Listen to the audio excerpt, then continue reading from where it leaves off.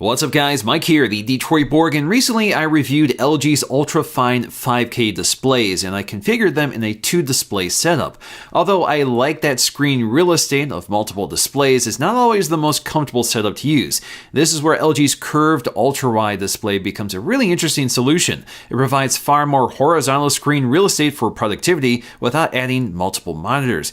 And since you're sitting so close to the monitor, the curve of the display actually adds some benefits to the user experience. Now, the version I'm taking a look at today is the 38-inch UC99 with a 21:9 aspect ratio, so this is a huge monitor.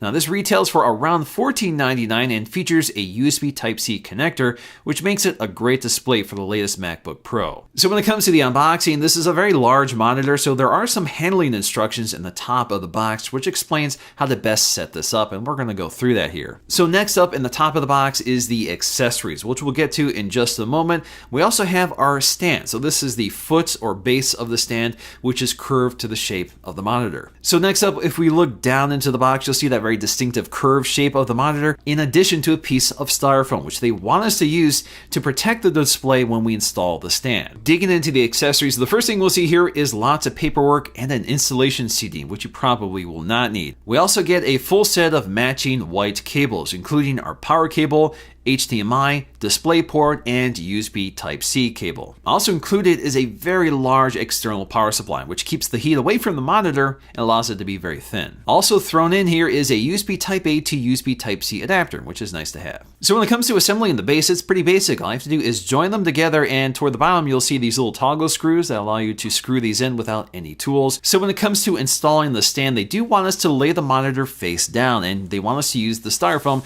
to protect the screen from scratching. I'm also going to leave the plastic on it so I don't scratch anything up. So once I get everything into place, the stand just slots in and snaps into place. Now if you want to use a VESA mount, this is a 100mm VESA mount, so you can attach this instead of the stand that's included. So once everything is assembled, I can go ahead and upright the monitor and pull off all the plastic and styrofoam protecting it.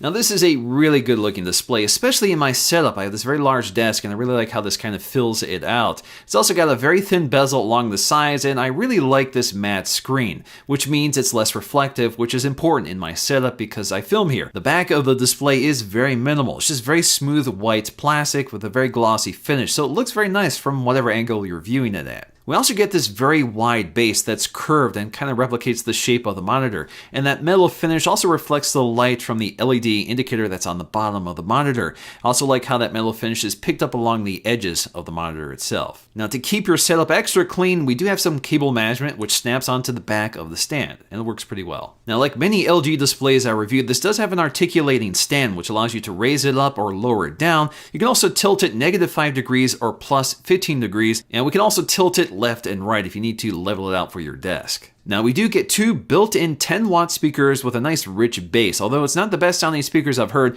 they are very loud, and they also work with Bluetooth. So if you want to connect your phone and use the internal speakers, you can do that. So let's go ahead and take a quick listen to see how they sound. Styrofoam, you can see the monitor sitting in the bottom of the box with its stand already installed. But the first thing I have to do here is remove the accessory box, and of course we're going to get to that in just a moment. Also at the bottom edge, like many LG monitors and TVs, we get a little joystick that allows us to bring up the on-screen interface so we can quickly navigate through it. That joystick also acts as an LED indicator to let you know when the display is in standby mode. And you can turn this light off under settings. So in terms of our ports, we have quite a bit going on back here. So of course we have USB Type-C, which is a quick charge connector. We also get two USB 3 ports, two HDMI 2.0 ports, a display port, which is version 1.2, as well as an audio aux jack. So getting down to the specs, this is again a very wide 21:9 aspect ratio with a resolution of 3840 by 1600. So this isn't as sharp as a 4K or 5K display, and it definitely looks softer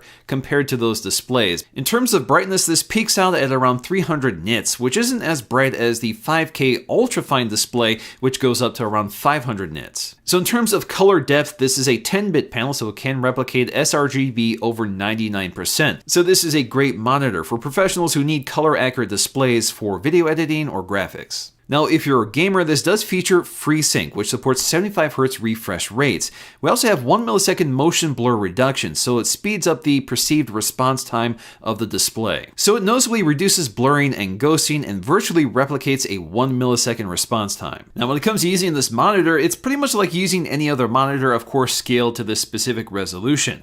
So that means you have a lot more horizontal screen real estate to open up apps side by side, which is fantastic for multitasking. But I think the main reason this is so popular among video editors like myself is that it gives us this full uninterrupted view of our timeline. So we get a lot more screen real estate to work with, so we don't have to spend as much time scrubbing through, zooming in and out on our timeline. It also gives us plenty of room for the app attributes. So we have all those tools and utilities on the screen while monitoring our video, so it's not as cramped as it normally is. Now, the only drawback here is that because I work in 4K, I can't preview my full project on this monitor. But the extra workspace definitely makes for a much more efficient environment to work in. The other nice trick to this widescreen monitor is that we do have a split screen mode, which means I can open up 2 ports at once. So for example, I can have something on HDMI and something else on USB-C and open them up side by side. So in my case, I just have 2 Macs plugged in, but you can imagine opening up Windows on one screen and Mac on the other. Now, for the most part, using this monitor with a Mac is just plug and play. It just works.